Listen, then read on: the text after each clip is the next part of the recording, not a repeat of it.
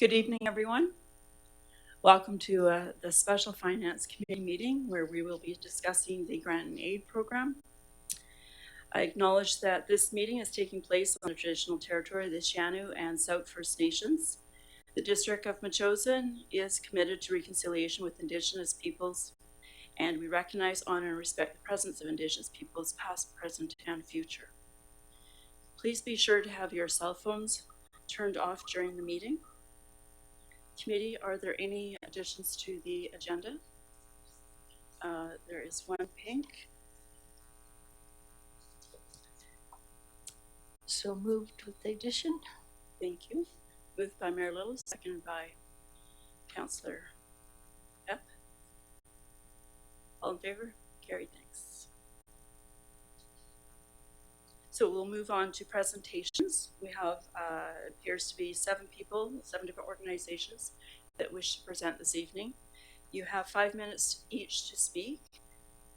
When you approach the mic, please state your name and the organization you're from. There's a little button, and when it's on, you'll see a red light go on. So the first organization I have on my list is Need to Suicide Prevention, Education and Support. Sandy Hodson, welcome. First button, please. There you are. There. Okay, can you hear me now? Okay. My name is Sandy Hodson. I'm the operations manager at Need to. Need to is a local nonprofit dedicated to preventing deaths by suicide and breaking the silence and stigma around mental health. Just move your mic up just a little bit, please. Yep. Is that better? Does that work? This answer? Oh, okay. Like this? Okay. Do you want me to restart? How did you hear my beginning? Okay. My name is Sandy Hodson. I'm the operations manager at Need to Suicide Prevention, Education and Support. We're a local nonprofit dedicated to preventing deaths by suicide and breaking the silence and stigma around mental health. We do this through our in-school education workshops, our community trainings, and our support group for adults bereaved by suicide. Today we are requesting funding to support our in-school education programs.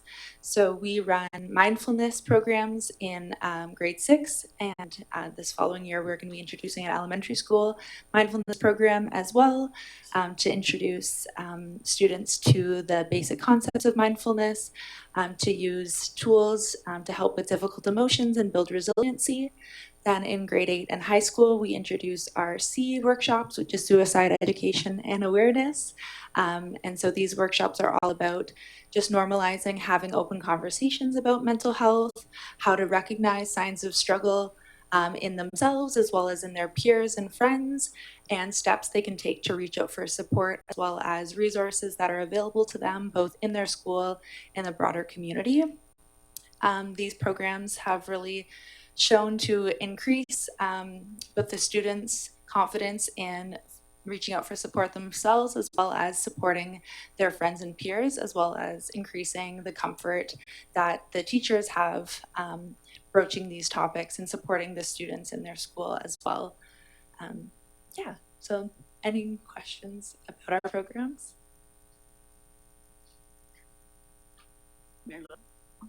Yeah, no, thank you. Thank you for this. I just wanted to note that the Victoria Family Court and Youth Justice has grants available, and they're up to, actually there's no ceiling. They're typically $5,000, $6,000, $7,000. This would be also a perfect organization for that as well. Oh, great. Thank you so much for sharing that. The municipalities contribute, all the municipalities within the CRD contribute to that committee. Oh, thank you so much for sharing that. Yeah. Thank you. Thank you. Juan Fuca Performing Arts Center Society, David Stocks.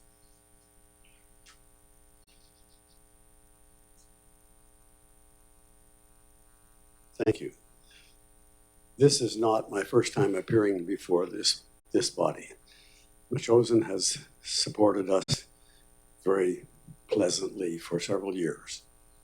And this time we are asking for financial support for our workshop, in which we invited all our potential customers, the people who would use the art center, to present ideas to a group of architects And we had a workshop.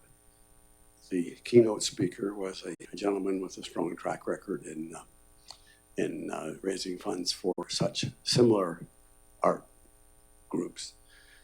And we had a firm of architects who, to my absolute amazement and delight, were able to pull together from all these different voices.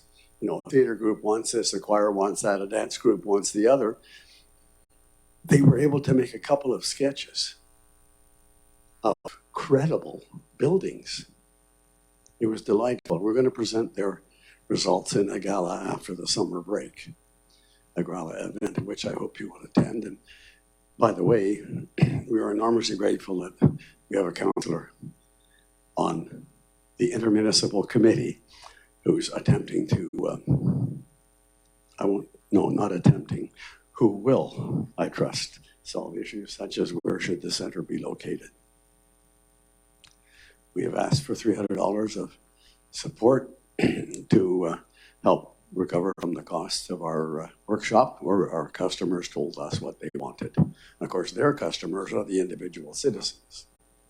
So we hope within a reasonable period of time to be having a big construction project, which the chosen citizens and contractors certainly can assist with, and then to have a West Shore home for the arts and make a dramatic reduction in the number of car trips back and forth from the West Shore into Victoria to see shows, live shows, real shows put on by people. Are there any questions? Committee, any questions? Mr. Stock? Councillor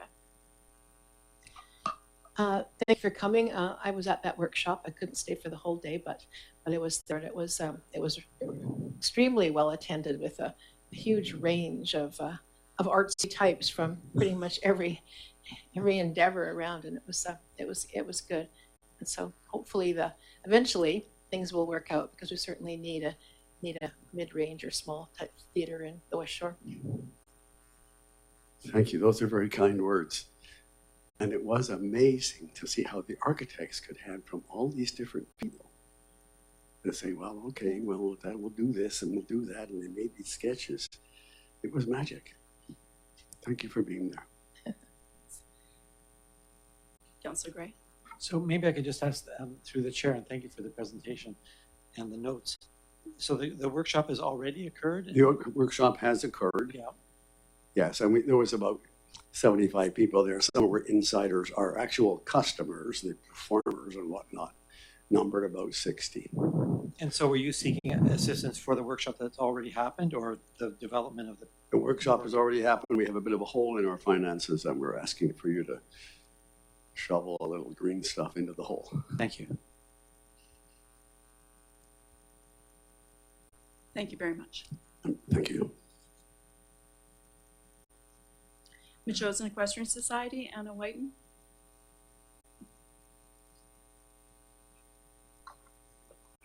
I am not that tall. Look, you turn back on.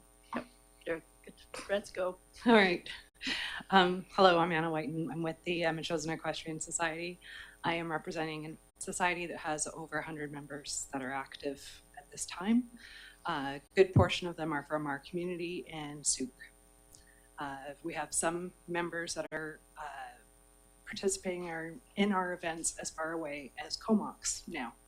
So it's become quite the active community in the past 2 years at the Metchosin Equestrian Society's arena area. What we are asking for is assistance in putting together temporary stalls. We've already purchased the stalls ourselves as a club at about $2,000. We require assistance in funding or in aid support for the footing and the roof. Right now, we can't actually use the stalls as they are because there's no protection from the elements in that we just have walls. The stalls will be available to the community for our events, but they will also be available for emergency preparedness.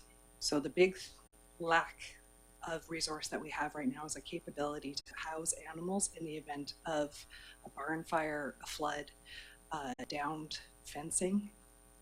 We need a space that could potentially be used to store animals safely in a manner that is not the arena. The arena is not an emergency preparedness device or capability that we have right now. Putting sheep in it would not keep the sheep in it for long.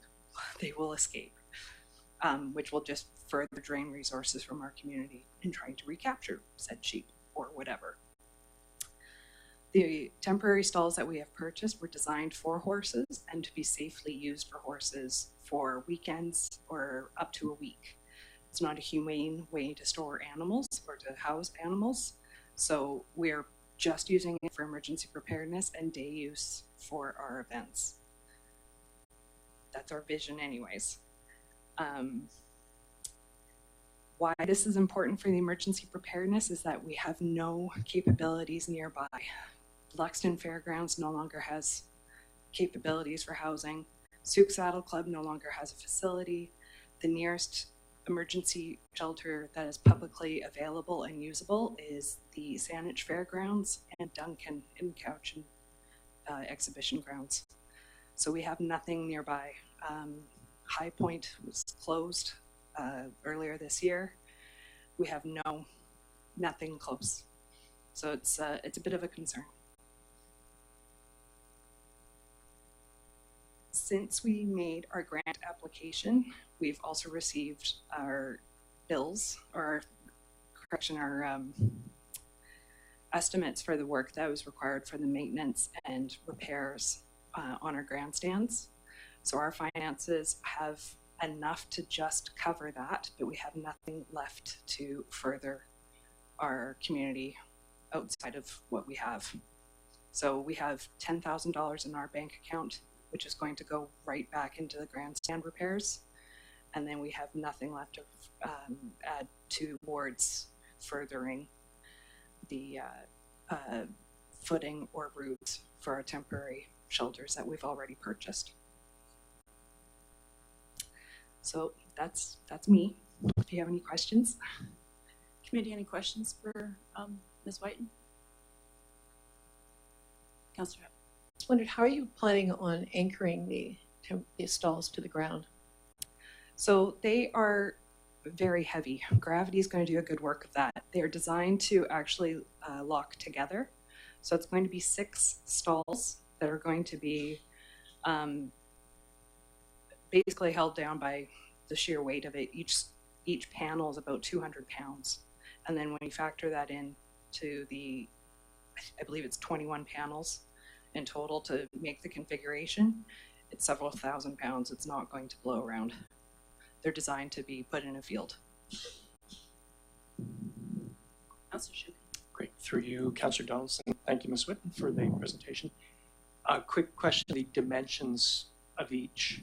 So you said panels for 6 stalls, I think. So general dimensions for? Each stall is 10 feet by 10 feet. And it would be set in a 6-pack, so three long and two deep. So the footprint itself will be 20 feet by 30 feet. I'm going to be doing another presentation in about a week. Stay tuned, where I'll be presenting our location with the site plan and all the rest of the further details. But we're proposing to put it in between the grandstands and the farmers market area, behind the memorial benches. So it's in a safe, fairly unused location at this time. And these would be permanently there, or they're? The temporary stalls are just that. They can be set up permanently. We would ideally like to have them set up permanently, so if it was an emergency, we don't need to hook up the tarps and whatnot. Our budget right now is based off of a permanent roof, similar to what the farmers market has used, so that there's a visual cohesion, and it's not. The other option would be a tarp roof, and judging by the windstorm that we had pretty much all day today, and pretty much every other day this month, that would be less than ideal, and it would not last for any length of time. We want it to be permanently set up, so that if there is an emergency, we don't have to set it up in a rush. Any other questions? Thank you very much. Thank you.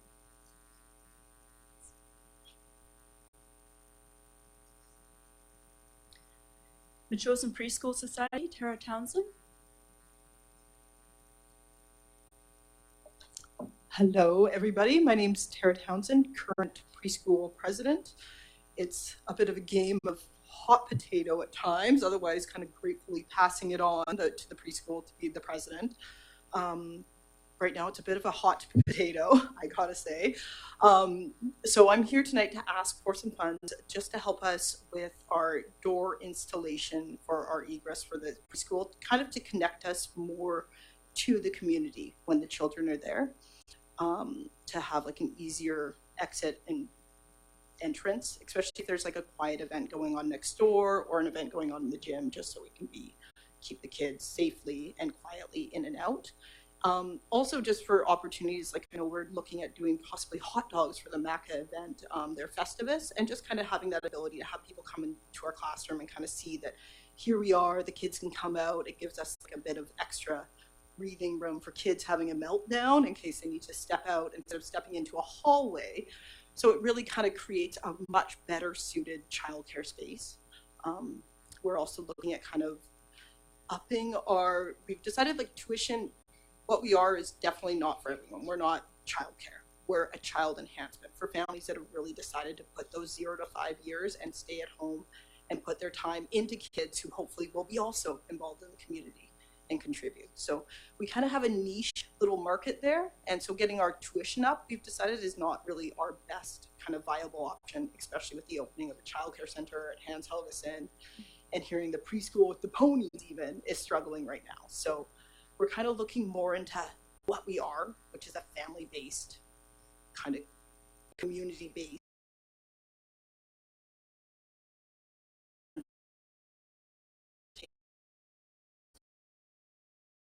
kind of in the community, open, kind of people can peek in, people can walk by on their way to pickleball and kind of see, oh, there's the kids, that's what they're doing, check in, have a little conversation with these future members of our community.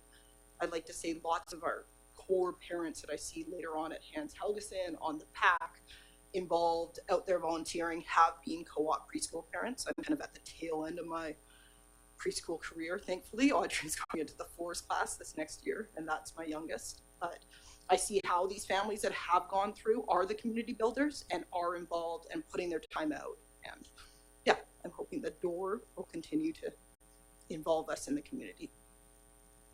Yeah. Any questions? Committee, any questions for Ms. Townsend? Go ahead, Ms. Councillor. Yeah, I just wanted to verify, because on your application, I think it was actually from last year, it was for the playground. Oh, does it say the gravel on the playground? Yeah.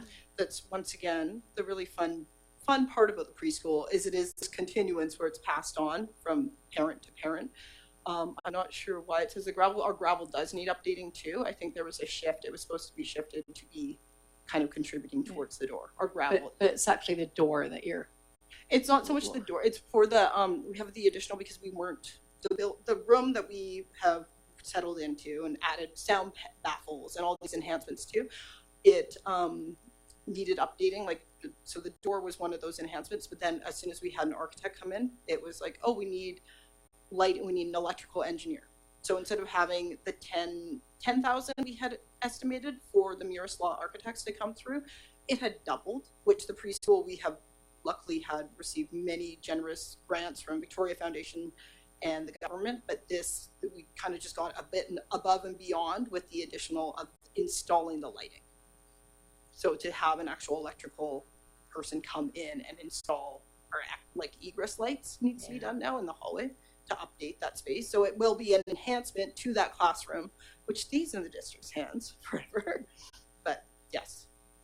Sure, thanks. Councillor Shukin. So thank you very much for the information. Quick question I might ask our CAO for confirmation on this. Where are we at in terms of approval of the door? Have you received confirmation from the district that this can go ahead? My understanding was the door was approved. I've kind of clarified that several occasions. My idea was that the door has been approved. You were waiting for the actual architect plans, which are being submitted, I believe, this week. It has been actually a long, drawn-out process now with the architects that we've engaged. The plans should be within this week. I'm kind of juggling. Mike Vandewater is kind of our building committee guy, so he's also a busy guy, so sometimes things, once again, in the telephone tag, so. Okay. Yeah, and thank you, Ms. Townsend, because there's a bit of confusion because we were talking about an entry. We still are, the Village Square project. Things have changed, I think, in terms of the building configuration on the inside, so I was not clear on where we're at in terms of the front entry. So, Yes, no, my understanding is there's lots of doors. There's doors everywhere. And when you go there, there is doors to the left, there's doors to the front, there's literally doors anywhere. There's not one that specifically goes into the classroom. And the value for the preschool and for that room is having an egress, especially if there's a childcare, anything in there, whether it's a summer camp, anything, preschool using it to have that separate entrance, especially when you have young people involved, hopefully, in what's going to be a fabulous, busy community center at some point, is a huge thing to have it kind of separate so you don't have children. I don't know what children in hallways is, just always a combination of running and skipping, you know what I mean? As long as you get into a long, smooth thing, children tend to, do what they want to. do what they want to. Yeah. Okay. Is that right? Yeah. Okay. Thank you very much. Okay, Reimagine West Shore Society, Shannon Carmen.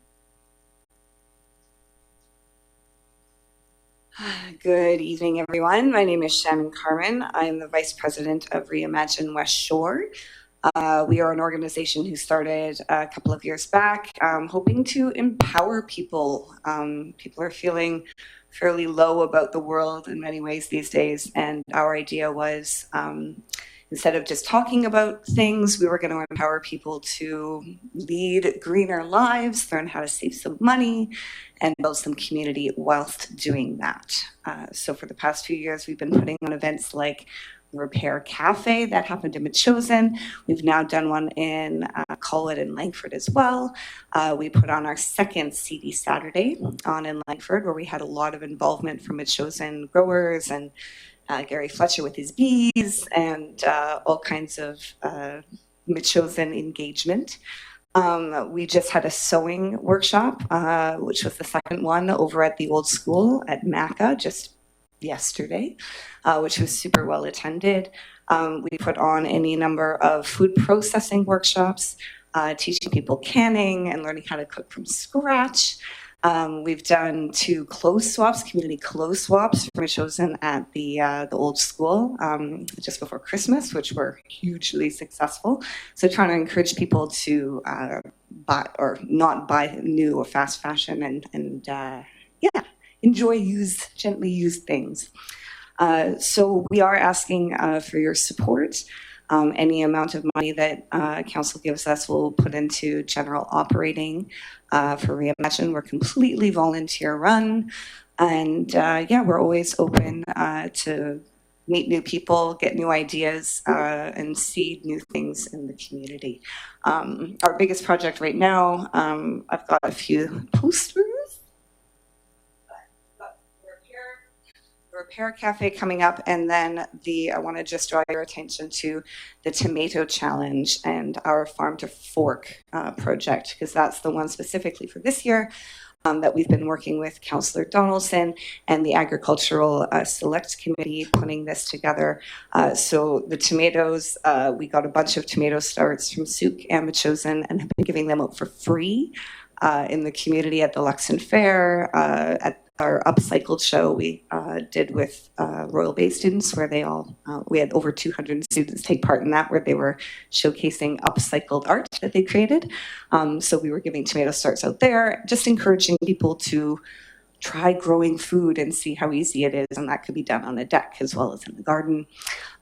So that piece, we've been giving out tomato starts, and then we've put together a farm to fork map. So this is an update on the map that was put up by Metchosin Grown a number of years ago. I want to say like 10 years ago. ish, 12? 2? Really? Oh gosh. So this details farms as well as food producers and places like the Goldstream. My brain has gone blank. No, the food bank. The Goldstream Food Bank. So showing people where they can access food and local food, and not just for folks who have, the money to put towards the higher price point, but also people who just want to be able to access just general food security. So this map is its first printing. It will no doubt evolve as we get more feedback. We've had some feedback just that we could put things into categories, right? Like have farm categories and then shop categories and things like that. So we're always open to suggestions and we're always evolving. So that's us. Committee, any comments or questions for Ms. Carvin? Councillor Shukin. Just to compliment, Reimagine's done great work over the last little while, and you see the posters on a regular basis. And yeah, it's a great work with, all the work you're doing. Thank you. We have a gifted graphic artist who does the stuff, the retro, you can do it kind of vibe. Thank you very much. Thank you. Okay, so South Island Farmers Institute, Katie Underwood. Hi, everyone. Can you hear me okay? Yes, Probably a bit too loud. I'm delighted to be back here in Metchosin Council. It's a delight to see you all once again. I'm here from the South Island Farmers Institute. We are a group of food floral fiber producers who are producing on South Vancouver Island. We welcome anyone from a small leasing farmer like myself to Sea Bluff Farm, who's here in Metchosin, Terry and Jenny Mitchell. We just really love being able to provide education to our farming community. And we've been in operation for about 2 years now, and we've had roughly, I believe, 26 community events, which include everything from the really big Farmer to Farmer, which is a week-long conference, to our innovation series, which is summer field trips, a business series where we get to crunch numbers, and my personal favorite, the Sustainer series, where we welcome a sustaining farmer that's been farming in community, some for generations, some for decades, and they share their successes, their challenges, and their family history. And so because we are a group of volunteers and we have relatively low operating costs, we're just really, really blessed to be able to raise up our local community. We can give honorariums to those that are educating our community. And so, for example, in September, Robin's going to be teaching us a workshop at Sea Bluff, all about just winter farming and getting us all ready for that.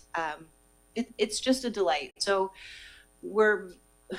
we feel so grateful to have the support of Metchosin, and I believe we will be presenting to you in a couple weeks also, just really getting down to the nitty-gritty of our programming. But since our impetus meeting that we had in April of 2023, we've grown to about 80 members, and we have food producers, big, small, like I mentioned before. We also have community organizations that are also welcome to join us. They get to participate in the educational opportunities we have. We don't cater our education to those community members, but we just really want them to be able to see what our food producers are needing to learn.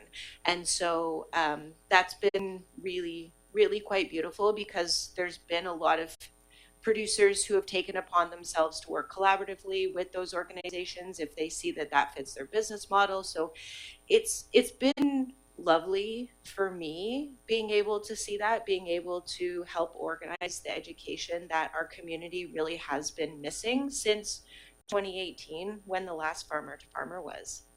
So yeah, we just really appreciate Metchosin's rich agricultural history. We love that you guys have so many fantastic producers here. It's just so overwhelming and fantastic. So yeah, thank you. And I'm happy to answer any questions. Probably missed a bunch of stuff. Any questions for Ms. Underwood committee?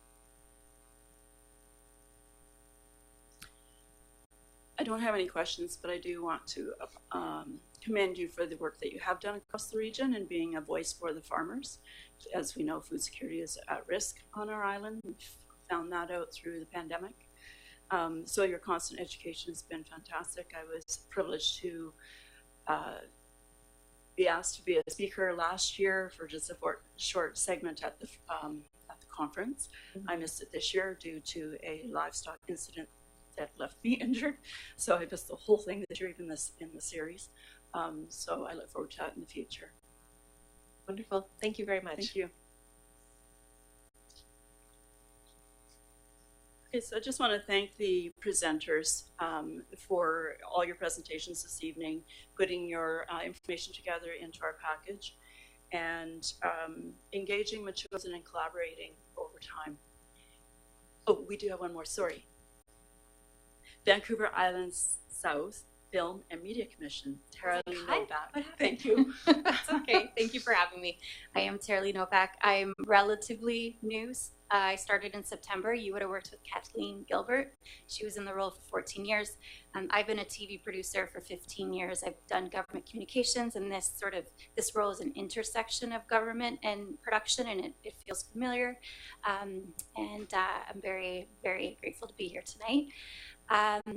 There's so many noble causes here tonight that you can invest in, and I think our role at the Film Commission, we are a nonprofit economic development office. So in 2024, you invested $2,000 into the Film Commission, and we turned that into $9 million across Metchosin and Esquimalt across 241 businesses. So that report came from the Motion Picture Association. That's a list of all the studios, Disney, Warner Brothers, and they said that's how much we spent in that riding.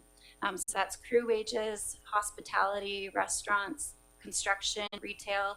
These are trucks that need to gas up. And our core service is managing a database. So we have 2,500 registered locations. That means if you are a property owner, residential or commercial, you let us know that you're interested in being considered for film projects. We come to your location, we take a bunch of photos, we put it in our database, and then the next time a producer calls us, which is every single day, they send us their script, and we break it down and say, here's the locations that we recommend in the South Island. And then we market the South Island in general. You don't want to go to other places in the world. You want to come to the South Island. It's very convenient to get to a variety of looks. It's a world-class city. We have world-class crews. These are like the key messages that we're sharing with producers. And I'm so encouraged by 2025 so far. We have a major feature filming in this area right now. We have 2 movies of the weeks filming right now. And in about a couple weeks' time, 3 more go to picture. So that includes a show on Global called Private Eyes. It stars Jason Priestley. The show ran in Toronto for 5 years, or 5 seasons, I should say. And the character, Jason Priestley's character, moves to Victoria. And this is such like a rare opportunity to showcase our city as itself. It almost never happens. But it gives you a sense that like Victoria and South Island are on the map, and audiences are demanding it. So we are very busy. And when you invest in the Film Commission, like I said, we help attract bigger projects to help the communities shine. So I'm told that Oak Bay takes the money that they get from parking permits and film permits and location permits, like you could rent out this room, and they invest it into their arts program. So you can create a circular economy through film specifically. And I would have shared our year-end report with you. I'll flip it to you again tomorrow morning, because our wins are the municipality wins. We can't do it without you. And we have some pretty impressive stats. So on average, annually, the film sector generates $60 million for the South Island.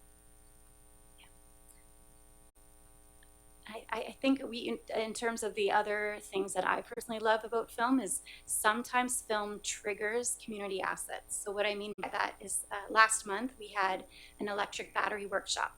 And that's because we would like to see more movies use electric batteries as opposed to diesel. That means that if you're filming in a community like Metchosin, it's cleaner, it's quieter. But that also means that other people in the community can use those electric batteries or those electric tie-ins. So in the North Island, they share their electric batteries from the films with search and rescue. So again, sometimes films help trigger new assets and new initiatives, but they are meant to be community assets. Any questions? Thank you. Any questions, committee? Very little. Yeah, thank you for your presentation. We had heard from the South that there was going to be incredible tariffs on the film industry of anything that was not filmed south of our border. I'm just wondering if you've heard of any softening of the industry, or to the contrary. So the World Trade Organization has a moratorium against tariffs for digital transits, I should say. Films are delivered digitally, so the film sector is wondering how the president could change that. That moratorium is in effect until the end of 2026, and it's been renewed for the last 25 years. That's one thing. Tariffs tend to be on goods. It tends to be services that create the films and not goods. We no longer really rely on DVDs, right? They're digital transitions. So there's a lot of complicated nuances that we're just waiting and monitoring.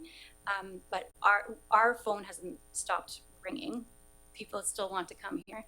And it's just helped me identify, I've made a lot of development communications with other parts of the world just so that we're prepared. Thank you. Thank you. Thank you. Now I noticed everyone's staying, and I am going to make an exit. It's my son's 5th birthday right now. I'd love to have some cake with him. Yeah. So thank you for your time tonight. Thanks for joining us. Okay, so we have a report here from our CFO, Jeffrey Creek, who is absent this evening. He's at a conference. I suspect that the committee has read through the report as well as all of the submissions. And Councillor Donaldson, sorry, yes, sorry. Public participation. Oh, good grief. It's okay. Thank you. I'm looking at the clock, so, okay, yeah. Public participation, let's not forget everybody. Anyone from the public that is here that would like to address the committee, please.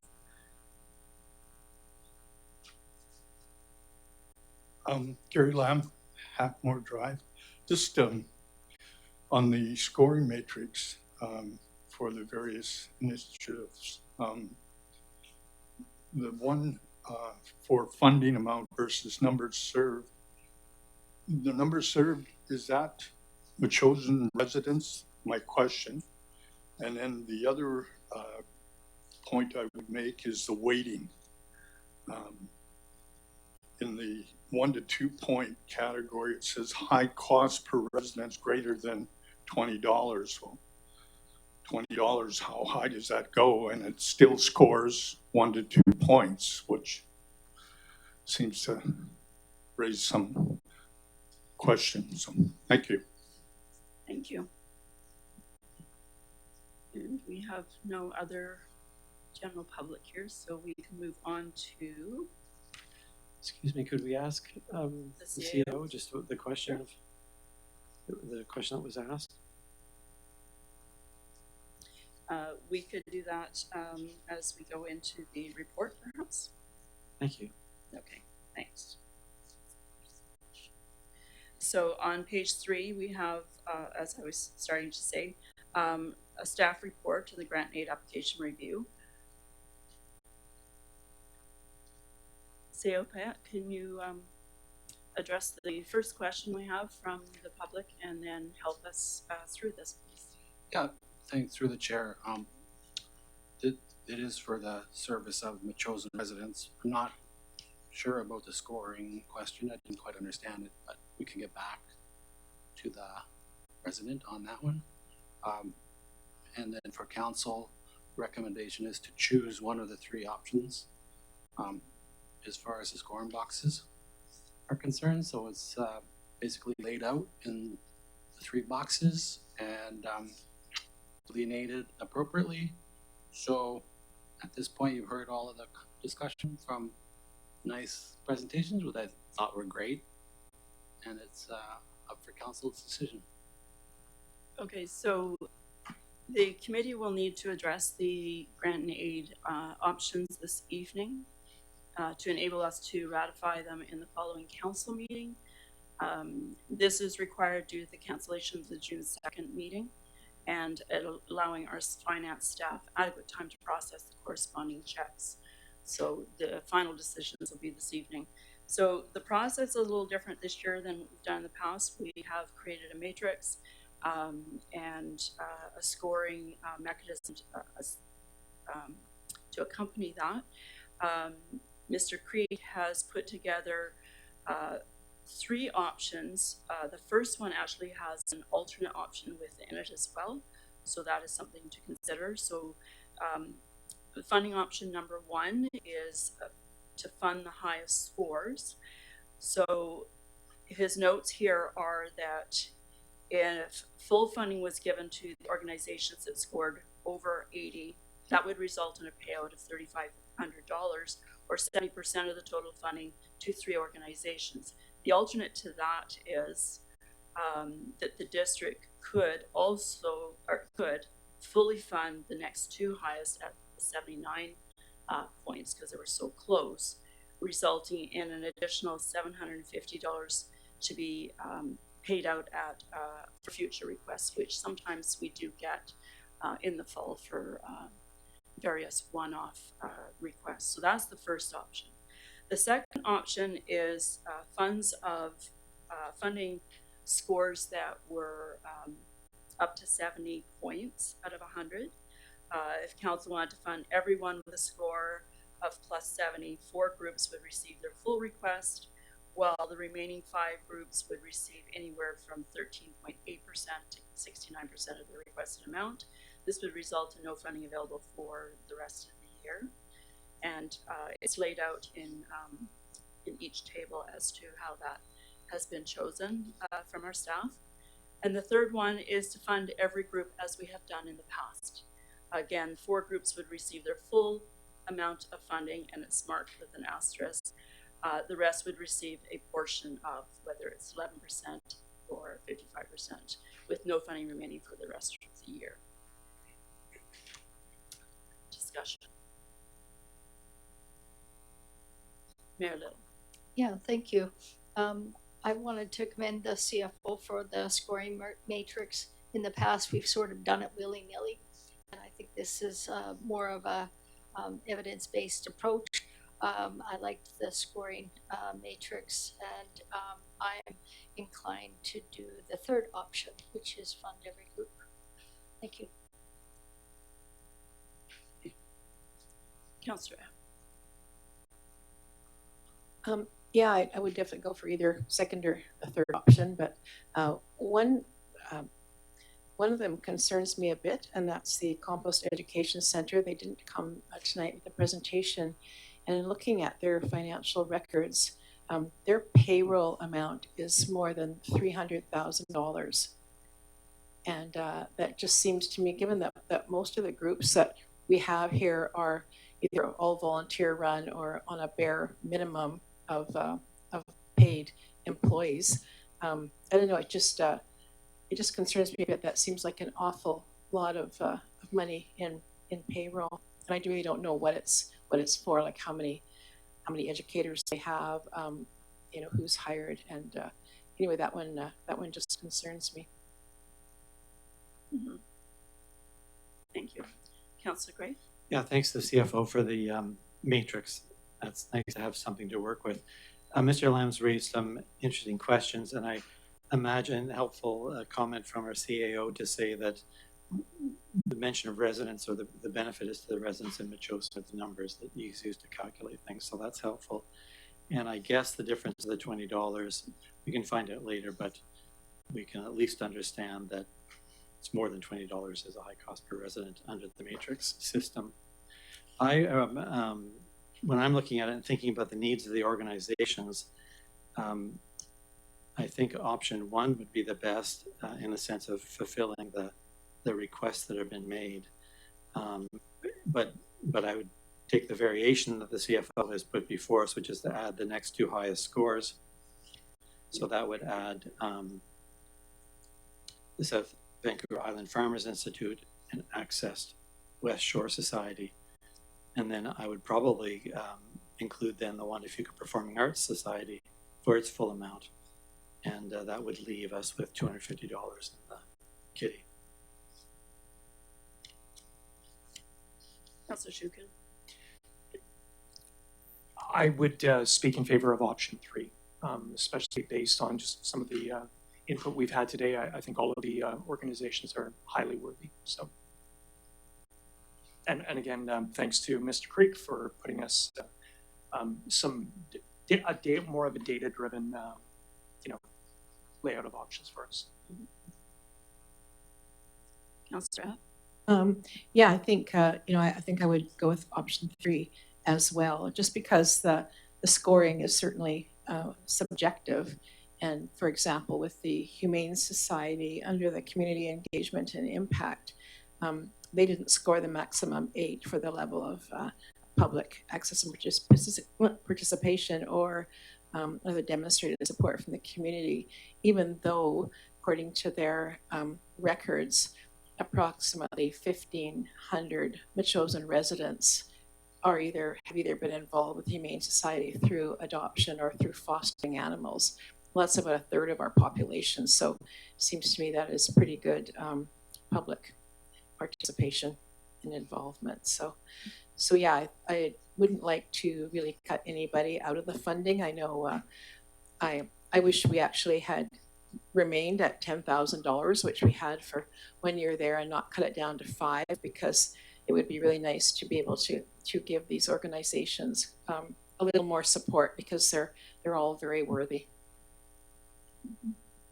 Councillor Gray. Go ahead, Marilyn. Yeah, no, I was just going to make a resolution that council, the finance committee, adopt option number 3 for the grant and aid. Okay, I kind of want to make a comment too. Oh, sorry. That's okay.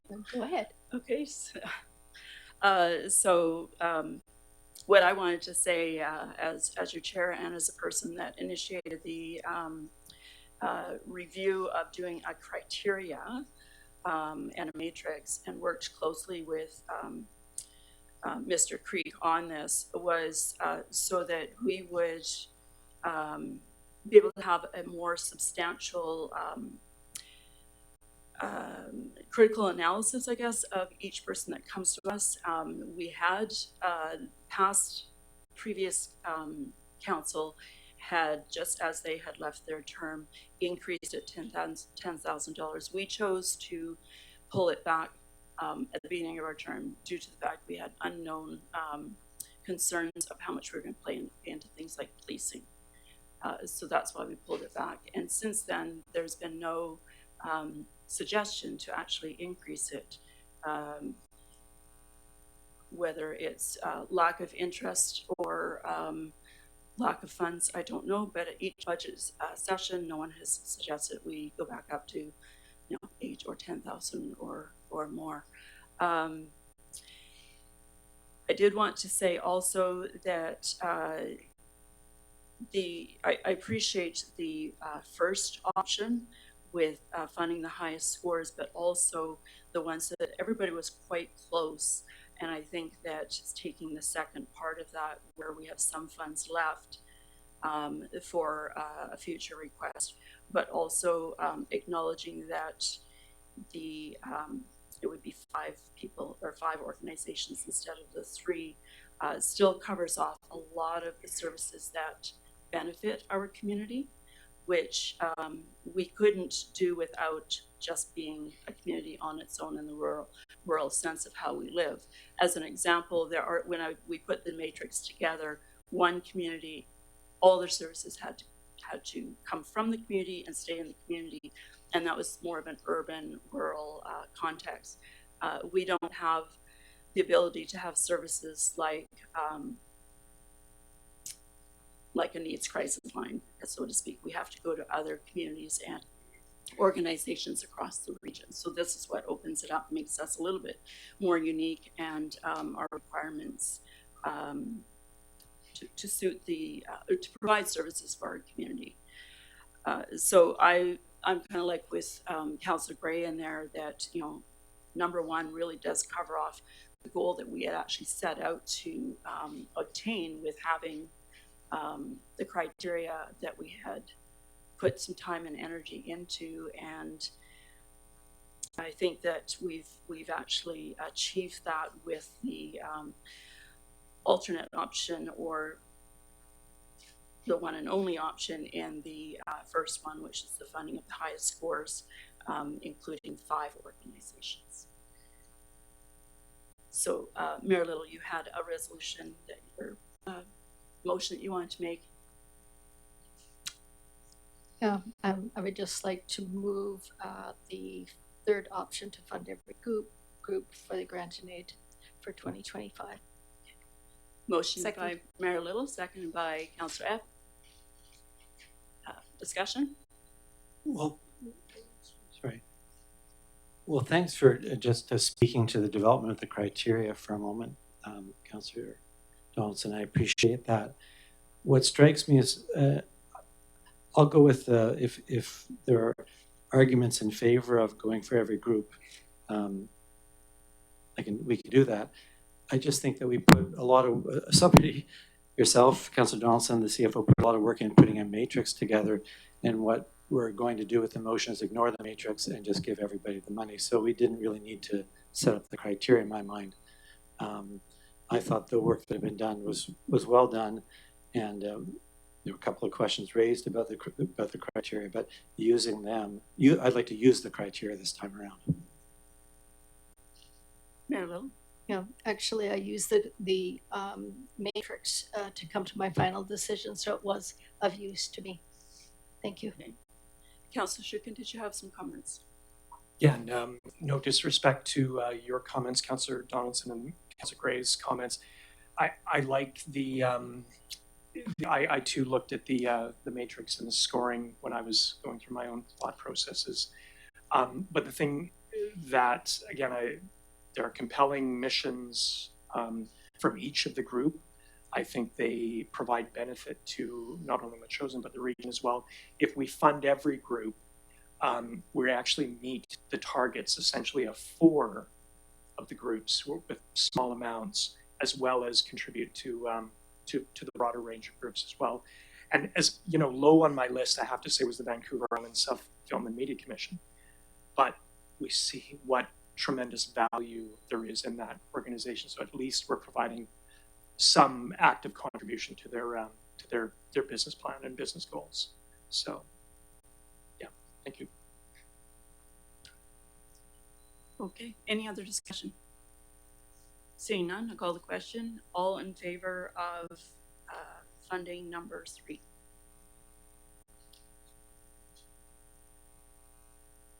Sorry. Can we have, sorry, show of hands again, sorry. Okay. And so I will oppose, and so that is carried. Thank you very much.